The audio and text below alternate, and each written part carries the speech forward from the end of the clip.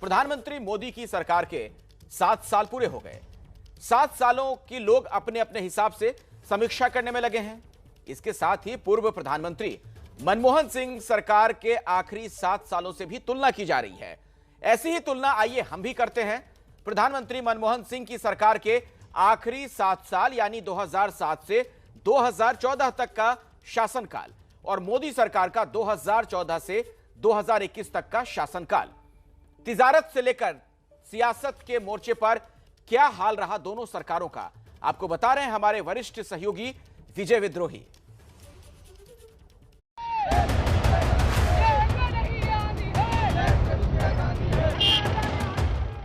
दो 2011 का अन्ना हजारे का आंदोलन और 2020 से चल रहा किसान आंदोलन,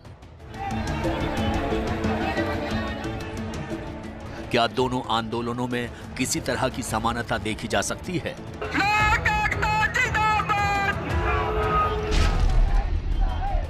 अन्ना का आंदोलन मनमोहन सिंह सरकार के घोटालों के खिलाफ था, जन लोकपाल बनाने की मांग को लेकर था। इस आंदोलन से मनमोहन सिंह सरकार की साख पर बट्टा लगा था। कांग्रेस की छवि पूरे देश में भ्रष्ट सरकार की बनी थी, जिसका सियासी फायदा बीजेपी ने देश भर में उठाया था। साफ है कि 2014 में कांग्रेस की हार की एक बड़ी वजह अन्ना का आंदोलन रहा, जिसने प्रधानमंत्री की कुर्सी पर नरेंद्र मोदी को और दिल्ली राज्य के मुख्यमंत्री की कुर्सी पर अरविंद केजरीवाल को बैठाने में बड़ी भूमिका निभाई। सच्ची श्रद्धा और निष्ठा रखूंगा। मैं मुख्यमंत्री के रूप में अपने कर्तव्यों का श्रद्धापूर्वक और शुद्ध अंतःकरण से निर्वहन करूंगा। मोदी सरकार को अपने शासन के 7वें साल में किसान आंदोलन से दो चार होना पड़ रहा है, जो 7वें महीने में प्रवेश कर चुका है। देश में 14 करोड़ किसान हैं और किसानों का एक वर्ग कृषि संबंधी 3 कानूनों को वापस लेने की मांग कर रहा है। एमएसपी यानी न्यूनतम समर्थन मूल्य पर फसलों की खरीद को लीगल राइट घोषित करने की मांग कर रहा है। 4 महीनों से दोनों के बीच बातचीत बंद है और 6-7 महीने बाद यूपी में विधानसभा चुनाव की आचार संहिता लागू हो जाएगी।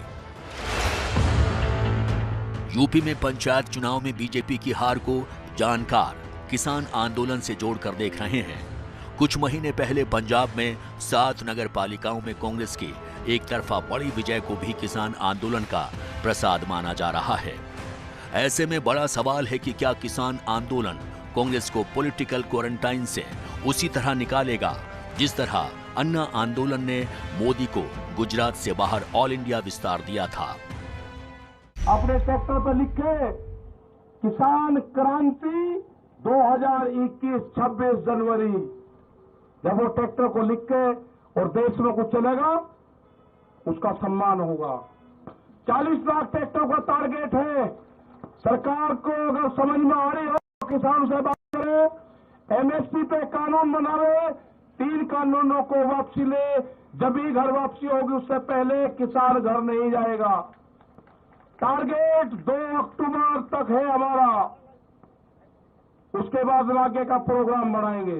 अब सच तो ये है कि किसान आंदोलन का असर उतना व्यापक नहीं है जितना कि अन्ना हजारे के आंदोलन का था, लेकिन किसान आंदोलन कोरोना काल में हो रहा है और कोरोना अपने साथ साथ आर्थिक मंदी को लेकर भी आया है, लिहाजा ये एक बड़ी चुनौती है। वैसे आर्थिक सुस्ती का शिकार मनमोहन सिंह सरकार को भी होना पड़ा था। 2008 में दुनिया भर में आर्थिक सुस्ती आई थी, तब मनमोहन सिंह ने डिमांड यानी मांग बढ़ाने पर जोर दिया था। मनरेगा के बजट में इजाफा किया था। राइट टू फूड यानी भोजन के अधिकार के तहत देश की 82 करोड़ आबादी को 5 किलो चावल 3 रुपए किलो की दर से या गेहूं 2 रुपए किलो की दर से देना शुरू किया था। मिड डे मील योजना को 5वीं से बढ़ाकर 8वीं कक्षा तक कर दिया था। कच्चे तेल के दाम अंतर्राष्ट्रीय बाजार में बढ़ने के बावजूद देश में उस अनुपात में पेट्रोल डीजल के रेट बढ़ने नहीं दिए थे। ये जो मेजॉरिटी की बात है वो एक हद तक सही है। ये सही है कि मनमोहन सिंह की सरकार बैसाखी पे थी और उनको कई सारी दिक्कतें थी पॉलिसी पार करने में, और ये भी सही है कि नरेंद्र मोदी की सरकार फुल मेजॉरिटी है, बीजेपी की अपनी मेजॉरिटी है, तो ताकतवर है। लेकिन सिर्फ ताकत से सरकार या पॉलिसी आगे नहीं बढ़ाया जा सकता है, लोगों को साथ में ले जाना पड़ता है। सरकार की अपनी जो टैलेंट है, जो अपनी हैसियत है, जिस मिनिस्टर्स की जो काबिलियत है, वो भी एक प्रश्न बनता है। आप देखिए अभी कृषि के लिए जो कानून बने वो अच्छे कानून हैं, वास्तविकता में फार्मर्स के लाभदायक है, लेकिन इस प्रश्न को वो आगे नहीं ले पाए, जो एडवांटेज है उसको बेच नहीं पाए, और 6 महीने से वो आंदोलन चल रहा है। इसी तरह प्राइवेटाइजेशन पे न मनमोहन सिंह की सरकार न नरेंद्र मोदी की सरकार ज़्यादा कारगर रही है। तो बात सिर्फ मेजॉरिटी की नहीं है, बात लोगों से बात करने की है। लोकशाही में 95% सुनवाई होती है, 5% कार्रवाई होती है। मोदी सरकार की बात करें तो कोरोना ने आर्थिक सुस्ती को आर्थिक मंदी में बदल दिया है। विकास दर पिछले 60 सालों में माइनस में गई है। मोदी सरकार ने सप्लाई यानी आपूर्ति बढ़ाने पर ज्यादा जोर दिया है। इसके लिए कॉरपोरेट जगत को 1.5 लाख करोड़ की रियायतें दी गई हैं। 20 लाख करोड़ रुपए के पैकेज में से 4 लाख करोड़ रुपए सूक्ष्म, लघु और मध्यम उद्योग यानी MSME के लिए रखे। इसके साथ ही मनरेगा का बजट 60,000 करोड़ रुपए से बढ़ाकर 1,10,000 करोड़ कर दिया। किसानों को 6,000 रुपए सालाना देने शुरू किए, लेकिन ना तो उद्योग सप्लाई बढ़ा रहा है और ना ही आम आदमी जेब का पैसा खर्च कर मांग बढ़ाने में सहयोग कर रहा है।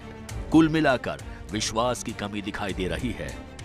मनमोहन सिंह के अप्रोच में और नरेंद्र मोदी के अप्रोच में बहुत फर्क है। मनमोहन सिंह एक इकोनॉमिस्ट थे, उनकी अप्रोच अलग थी। नरेंद्र मोदी एक पॉलिटिकल एंटरप्रेन्योर है और उनकी अप्रोच है पॉलिटिकल डिविडेंड्स पे, कि किस तरह से कोई प्रोग्राम का कार्यान्वित किया जाए तो उसका पॉलिटिकल बेनिफिट क्या होगा, लोगों में कैसे फैलेगा वो। एक बड़ी फ़र्क ये भी है कि नरेंद्र मोदी टेक्नोलॉजी का काफ़ी उपयोग करते हैं, जैसे डायरेक्ट बेनिफिट ट्रांसफ़र में किया, उन्होंने जनधन में किया, और जो कोई भी कार्यक्रम में नरेंद्र मोदी खुद अपना दम लगाते हैं, जैसे कि जनधन प्रोग्राम में या ग्रामीण विद्युतीकरण में, वो प्रोग्राम सक्सेसफुल होता है। कई सारे प्रोग्राम्स इस सरकार ने लिए हैं, जैसे स्मार्ट सिटी वगैरह, और वो आगे नहीं बढ़ पाए क्योंकि जो टैलेंट का अभाव है इस सरकार में वो हर साल दिखाई पड़ता है। तो एक जो समानता है वो भी एक इम्पॉर्टेंट चीज़ है। समानता ये है कि देश का जो प्रश्न है वो वहीं के वहीं है कि किस तरह से पैसे जुटाया जाए, किस तरह से प्रोग्राम्स इंप्लीमेंट किया जाए। आखिर में सवाल इकोनॉमी का वहीं पे है सरकार के सामने, आमदनी अठन्नी खर्चा रुपया। मनमोहन सिंह के शासनकाल को भ्रष्टाचार ले डूबा। अब राहुल गांधी ने चौकीदार चोर है का नारा उछाला था मोदी सरकार के खिलाफ, लेकिन ये नारा पिछले चुनाव में खोटा सिक्का ही साबित हुआ। 1,76,000 करोड़ का 2G घोटाला, 1,86,000 करोड़ का कोलगेट घोटाला। इन घोटालों की गूंज से मनमोहन सिंह सरकार उबर ही नहीं पाई। उस पर विदेशों में जमा काले धन का मसला। हालत ये थी कि मनमोहन सिंह सरकार की साख को बचाने के बजाय कोशिशें यही हो रही थी कि इसकी आंच सोनिया गांधी और राहुल गांधी पर नहीं आए। इस बीच डॉक्टर मनमोहन सिंह ने अमेरिका से परमाणु ऊर्जा को लेकर ऐतिहासिक समझौता किया, यहां तक कि इसके लिए अपनी सरकार भी दांव पर लगा दी। इस समझौते के बाद ही अमेरिका ने भारत पर पूरी तरह यकीन करना शुरू किया और यूरोपियन यूनियन से भी हमारे संबंध प्रगाढ़ हुए। अमेरिका और अन्य देशों से नए आर्थिक, सामरिक और कूटनीतिक रिश्ते बने, लेकिन इन पर छा गया घोटाले का साया और बीजेपी का प्रचार। नरेंद्र दामोदर दास मोदी। इसके विपरीत प्रधानमंत्री मोदी की छवि एक बेहद ईमानदार, राष्ट्रभक्त प्रधान सेवक की रही है, जो दिन में 20 घंटे काम करता है। पॉलिसी पैरालिसिस की जगह ईज ऑफ डूइंग बिजनेस पर जोर रहा। Government has no business in doing business, minimum government maximum governance जैसे नए नारे इजाद हुए। निजीकरण को बढ़ावा दिया गया। सरकारी उपक्रम में विनिवेश के साथ साथ उन्हें बेच डालने की पहल की गई। इसमें एयर इंडिया से लेकर BPCL तक शामिल है। रेलवे में भी निजीकरण की बड़े पैमाने पर शुरुआत हुई। यानी मोदी सरकार ने संदेश दिया कि वो तिजारत और सियासत के संगम को पूरी तरह से बदल देना चाहती है। अपने शासन के अंतिम 7 सालों में डॉक्टर मनमोहन सिंह की कांग्रेस सिकुड़ती चली गई, लेकिन अपने शासन के पहले 7 सालों में नरेंद्र मोदी की बीजेपी का विस्तार होता चला गया है। हम राजनीति के विस्तार की बात कर रहे हैं, चुनावी राजनीति की बात कर रहे हैं। ये एक ऐसा एकमात्र पहलू है जिस पर विपक्ष और पूरा विपक्ष सहमत है कि सचमुच इस क्षेत्र में मोदी सरकार ने बहुत विकास किया है। प्रधानमंत्री मोदी के लिए माना जाता है कि वो 24x7 राजनीति करते हैं।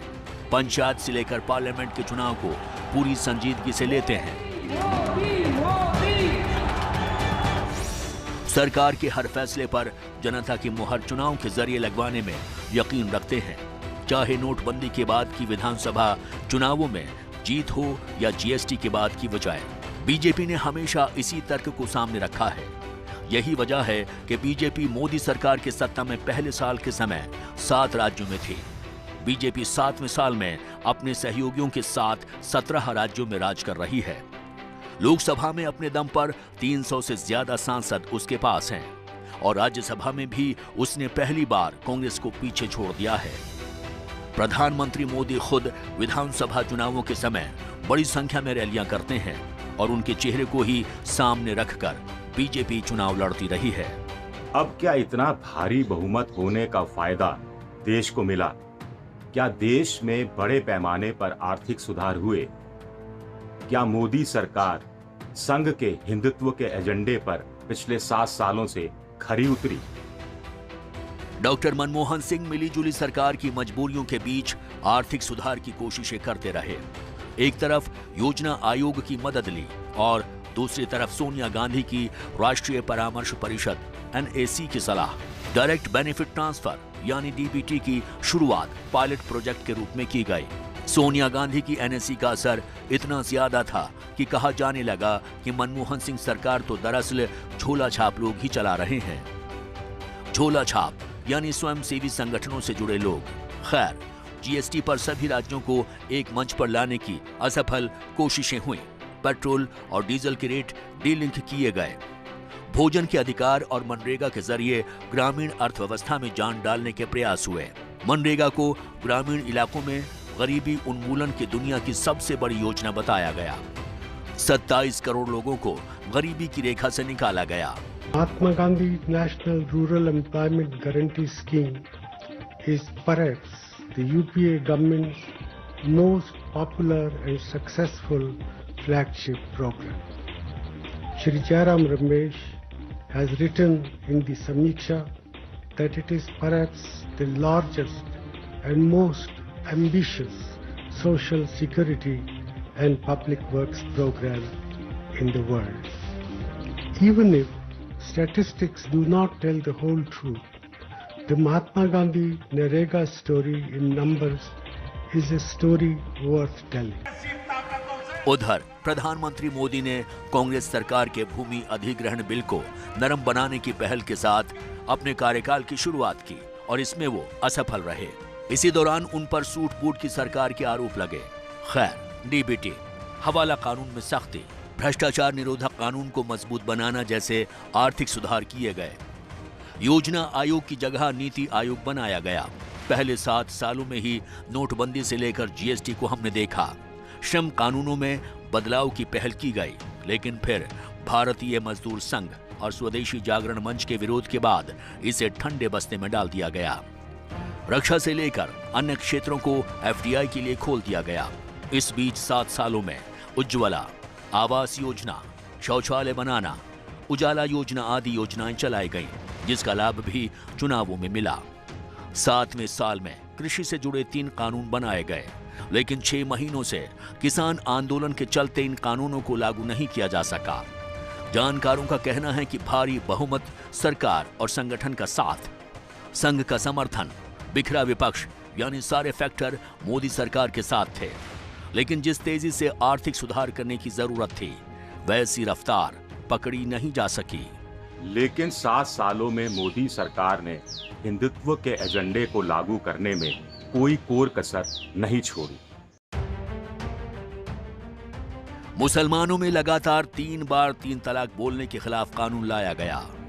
कश्मीर में धारा 370 हटाई गई। यहां तक कि जम्मू कश्मीर को एक झटके में केंद्र शासित राज्य बना दिया गया।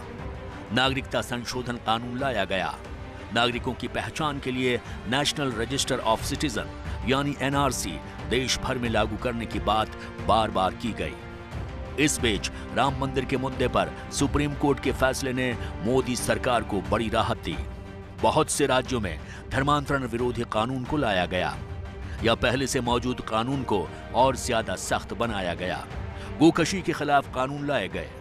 अब समान नागरिक संहिता यानी यूनिफॉर्म सिविल कोड की बात हो रही है। डॉक्टर मनमोहन सिंह ने सत्ता से जाते जाते कहा था कि समकालीन मीडिया और विपक्ष के मुकाबले इतिहास उनके प्रति अधिक नरम रुख अपनाएगा। विपक्ष से उनका आशय बीजेपी से था, उस समय प्रधानमंत्री पद के उम्मीदवार नरेंद्र मोदी से था। अब मनमोहन सिंह की कुर्सी पर मोदी हैं। पता नहीं नरेंद्र मोदी जब पीछे मुड़कर देखते हैं तो पिछले 7 साल के शासन के बारे में क्या सोचते हैं। विजय विद्रोही, एबीपी न्यूज, जयपुर।